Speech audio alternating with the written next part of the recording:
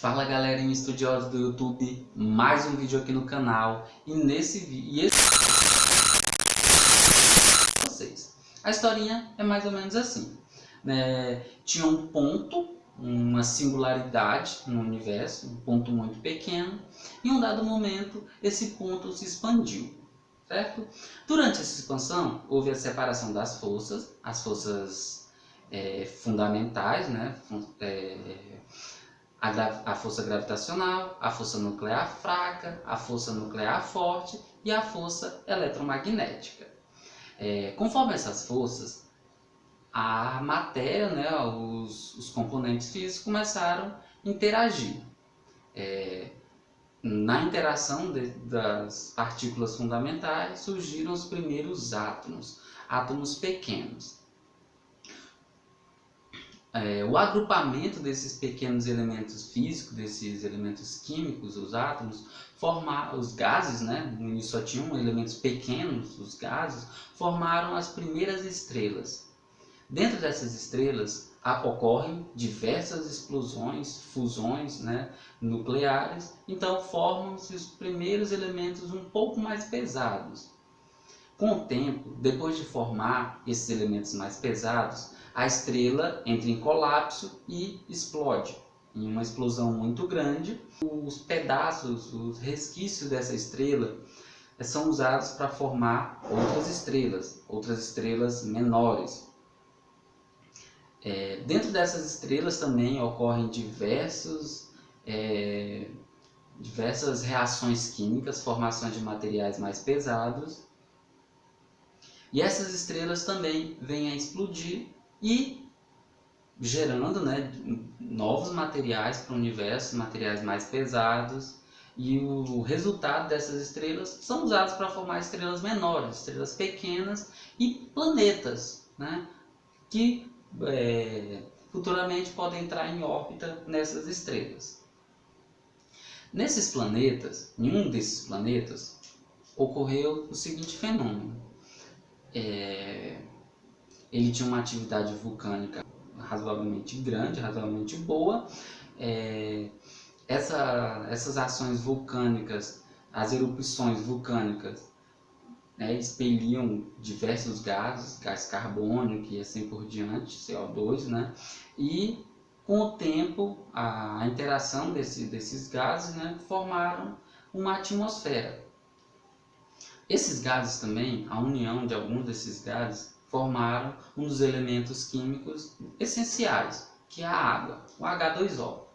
Certo? Então, nós temos aí um planeta com uma atmosfera, também com uma certa camada protetora, que é a camada de ozônio, e nesse planeta tem agora a água. Com a água foi possível começar a surgir as primeiras substâncias orgânicas, né? Substâncias simples, mas que depois, por algum motivo, ninguém ainda sabe como ocorreu isso, essas substâncias orgânicas começaram a interagir com outras substâncias orgânicas até formar o primeiro ser vivo unicelular, certo? Então a gente tem o primeiro ser vivo. Com o tempo, a evolução, esse ser vivo começou a evoluir e houve um momento muito interessante na história desse ser vivo em que um ser vivo que hoje nós conhecemos como mitocôndria, ele entrou em um outro ser vivo unicelular. A mitocôndria tem uma capacidade muito interessante de produzir energia, que vai ser mais tarde muito determinante para a respiração celular. Então, como a mitocôndria permite a geração de muita energia, o ser ele pode ser agora multicelular, ou seja, ele consegue manter um sistema com mais de um ser vivo, com mais de uma célula. Então começa a história, né, dos seres multicelulares. Com a evolução, né, com todos os procedimentos de evolução, hoje a gente tem aí um dos modelos de evolução, que é a seleção natural. Não me interesso exatamente por qual modelo de evolução aconteceu, sei que não pode ter sido mais de um, mas hoje o que é aceito é o modelo da seleção natural. Mas com o tempo, esses seres começaram a evoluir e surgiu o primeiro ser com um sistema nervoso. Um sistema nervoso simples ainda. Mas com a evolução desse sistema nervoso, começaram a surgir os primeiros seres sensitivos, os primeiros seres que conseguiam sentir o mundo ao seu redor. A evolução desse sistema nervoso, né, deu origem aos nossos antepassados, os primatas, certo? Depois, por certas circunstâncias em que esses seres passaram, ocorreu o procedimento de evolução, né, o processo de evolução, e então chegou a seres capazes de pensar. Esses seres capazes de pensar, mais na frente,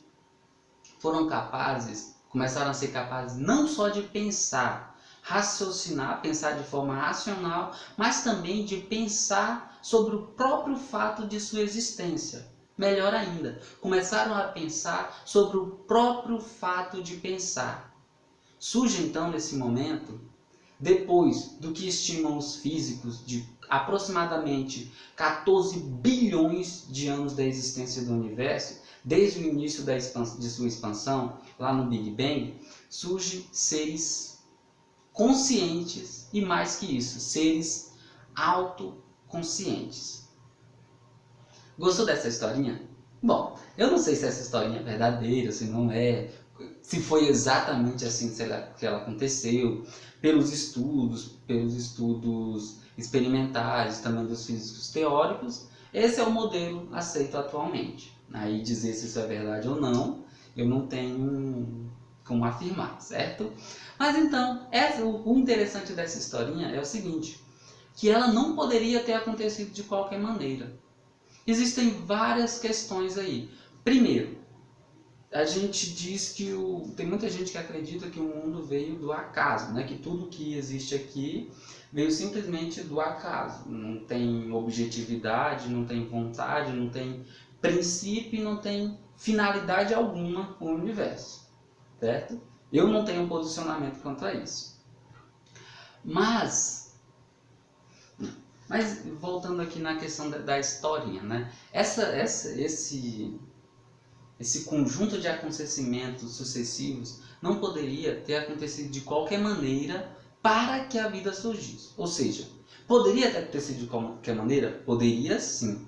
Mas se ocorresse de qualquer outra maneira, a vida não teria surgido. Existem diversas constantes, existem diversas variáveis no universo, na característica do universo. Se fossem mudado um pouquinho, o universo não seria capaz de suportar a vida como conhecemos. Ou seja, essa vida formada, essa vida carbonada de seres como nós, certo? Que vivemos aqui na Terra, nesse planeta rochoso, assim por diante. Vida como a nossa não existiria se alguma constante das características do universo fosse mudada. Eu vou dar alguns exemplos aqui de uma só para vocês entenderem. Lembra que no início eu falei que logo no início do universo foram separadas as forças fundamentais? Gravidade, eletromagnetismo, a força eletromagnética, a força nuclear forte, a força nuclear fraca. Se uma dessas forças tivesse uma intensidade um pouco maior ou um pouco menor, não seria possível a formação de estrelas, não seria possível a formação de determinados elementos químicos que são essenciais para a vida, assim como a conhecemos. E outro fator bem interessante, a idade do universo. Se o universo, toda essa historinha que eu mostrei para vocês, que ocorreu, se o universo fosse muito jovem, não daria tempo dela ter ocorrido. Não teria tempo de uma estrela grande ter nascido, forjado diversos elementos químicos, depois ter colapsado, explodido, o resquício dessa estrela ter se transformado em outras estrelas e planetas, que eventualmente explodiram também, formando outros elementos químicos, que hoje são essenciais para a vida. Então, Uma das constantes que não poderia ser aleatória aí, né, como foram analisados por alguns outros estudiosos, é a questão do tempo. Se o universo fosse muito novo, não daria tempo da vida ter existido. Então não poderia ser de qualquer jeito. O que eu estou querendo dizer? Vamos supor que o universo ocorresse de uma forma muito rápida. Nasceu e explodiu. Não daria tempo da vida ter nascido. Então, uma das restrições para a vida ter surgido é o tempo. São as constantes. Qualquer mudança na intensidade das forças fundamentais poderia implicar na não existência da vida. Tanto que isso é conhecido como ajuste fino. Mas eu não vou entrar muito em detalhes matemáticos aqui. Quero analisar de forma mais geral. Aí, né, como já era de se esperar, alguns estudiosos, algumas pessoas que notaram isso, que a história do universo não poderia ser de qualquer forma para que a vida surgisse, começaram a pensar, mas por quê? Por que o universo ou por que a história do universo ocorreu exatamente de uma maneira que permitisse o surgimento da vida? Será que houve a intervenção de algum ser mais inteligente, de um ser que comandou essa orquestra? Ou seja, será se teve algum princípio anterior, um princípio antes do universo, antes do surgimento, que já regia como essa história deveria acontecer? Bom, daí, né, de uma interpretação um pouco mais racional e um pouco mais metodológica, o primeiro cientista a propor um princípio mesmo, propor a definição de um princípio para esse acontecimento, que ele chamou de princípio antrópico cosmológico, definiu em duas versões. O cientista era o astrofísico norte-americano Brandon Carter. Então ele definiu dois princípios. Vamos lá. O primeiro princípio devemos estar preparados para levar em conta que a nossa posição no universo é necessariamente privilegiada, de alguma forma, de maneira a ser compatível com a nossa existência como observadores. Vamos falar desse primeiro princípio, né? Dessa primeira versão, a versão fraca do princípio antrópico. Aqui, o que ele está dizendo? Nós, seres vivos aqui da Terra, devemos aceitar que de alguma forma nós somos privilegiados, pois o universo é de tal maneira que, pelo menos aqui, nesse planeta, nessa região, nesse sistema solar, é possível existir seres observadores, ou seja, seres conscientes, seres que conseguem ver, sentir e assim por diante. Essa é a primeira versão do princípio antrópico. A segunda versão, que é a versão forte, ele diz: o universo e, por consequência, os seus parâmetros fundamentais deve ser tal que admita a criação de observadores dentro dele em algum estágio do tempo. Ou seja, aqui ele já está dizendo um pouquinho diferente. Ele não está dizendo que nós aqui, que esse local no universo é privilegiado. É dizendo assim, o universo em si é privilegiado. Ou seja, o universo em si é de tal forma que, em algum momento na sua história, e em algum ponto do espaço, deve surgir vida, deve surgir seres observadores. Essa é a segunda versão, a versão forte do princípio antrópico. Ela é mais forte porque permite algumas extrapolações, no seguinte sentido. Se você for notar, ele usa nesse segundo, o universo deve ser de tal maneira que admita a criação de seres observadores. Ou seja, ele está impondo essa característica do universo. Está dizendo assim, o universo não poderia ser de outra forma. Ou seja, o universo traz consigo, desde o seu princípio, traz consigo desde dos seus primórdios, desde a sua origem, um princípio, falando aqui de forma simples, o objetivo de permitir a criação da vida. Desde o início do universo, ele tem, entre aspas, por obrigação, permitir ou corroborar para o surgimento da vida. É basicamente isso, que eu estou extrapolando um pouco o que ele diz ali, para você entender qual é a ideia do princípio antrópico cosmológico forte. Outras pessoas chegaram a definir o princípio cosmológico, o princípio antrópico, de uma forma um pouco diferente. No caso, tem um livro de Barrow e Tipler, que o nome do livro é Do Antrópico Cosmológico Princípio, que é o princípio antrópico cosmológico. Nesse livro, eles definem o princípio antrópico voltado especificamente para seres carbonados, ou seja, eles definem o princípio antrópico usando variáveis mais rígidas, considerando a vida como nós a conhecemos, conhecendo a vida que é baseada em carbono, conhecendo essas questões de respiração celular e assim por diante, ou seja, conhecendo essa física da vida que nós já observamos aqui na Terra, diferente do Brandon Carter. O Brandon Carter, na definição do princípio antrópico, não usa o termo seres vivos conscientes, ele usa o termo seres observadores. O que ele quer dizer com esses seres observadores?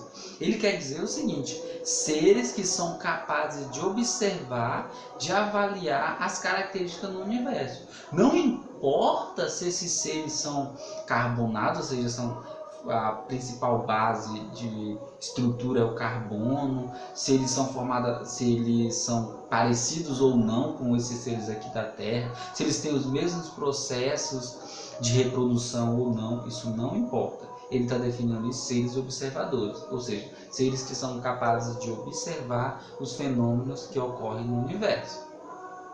Certo?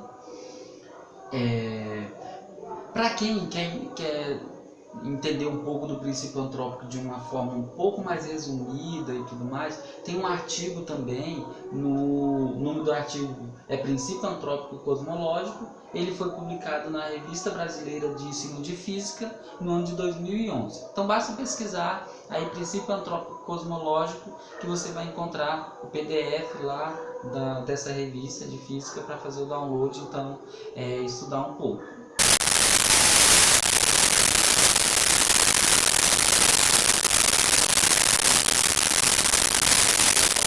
Que é o princípio antrópico cosmológico participativo.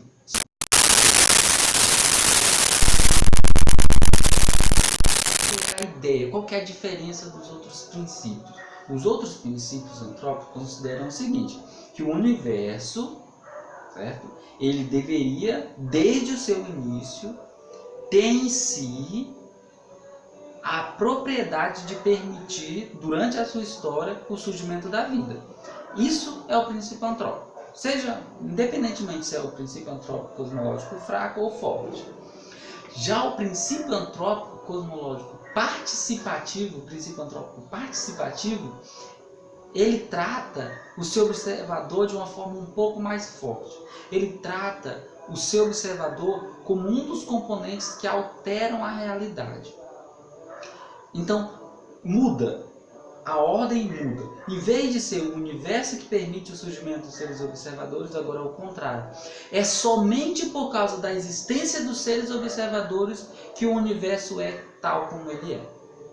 Então, os seres observadores, no princípio antrópico participativo, eles são responsáveis pelos eventos que ocorrem no universo. Eles são responsáveis por essa história ter ocorrido dessa maneira, por meio da observação, por meio da expressão da sua vontade. Certo? Mas eu não vou entrar muito em detalhe aqui para o vídeo não ficar muito longo, e vou